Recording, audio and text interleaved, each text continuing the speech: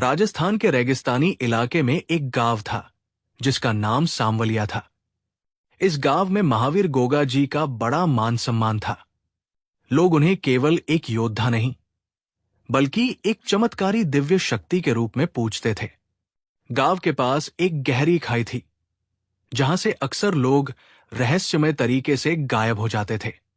गांव वाले मानते थे कि उस खाई में कोई दानव या अज्ञात शक्ति है।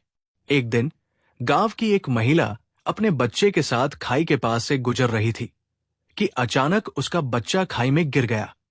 महिला की चीख पुकार सुनकर गांव के लोग वहां इकट्ठा हो गए, लेकिन कोई भी खाई के पास जाने की हिम्मत नहीं कर पाया।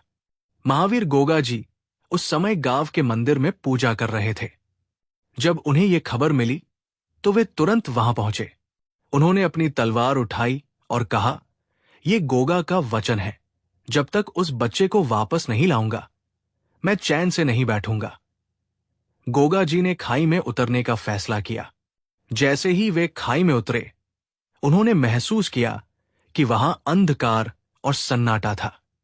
आगे बढ़ने पर उन्हें एक रहस्यमयी गुफा मिली जहां कई इंसानी हड्डियां और सोने चांदी के ढेर पड़े थे। तभी उनके सामने एक भयानक दानव प्रकट हुआ जिसकी आंखों से आग जैसी चमक निकल रही थी। गोगा जी ने अपने शौर्य और साहस से दानव को चुनौती दी। दानव ने उन पर झपटने की कोशिश की, लेकिन गोगा जी ने अपनी तलवार से उस पर वार किया। ये युद्ध घंटों तक चला।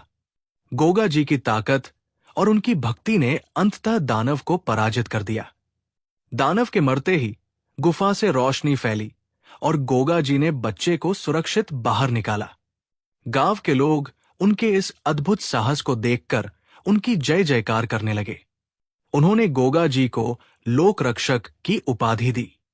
इस घटना के बाद गोगा जी केवल एक योद्धा नहीं बल्कि गांव के रक्षक और प्रेरणा स्रोत बन गए।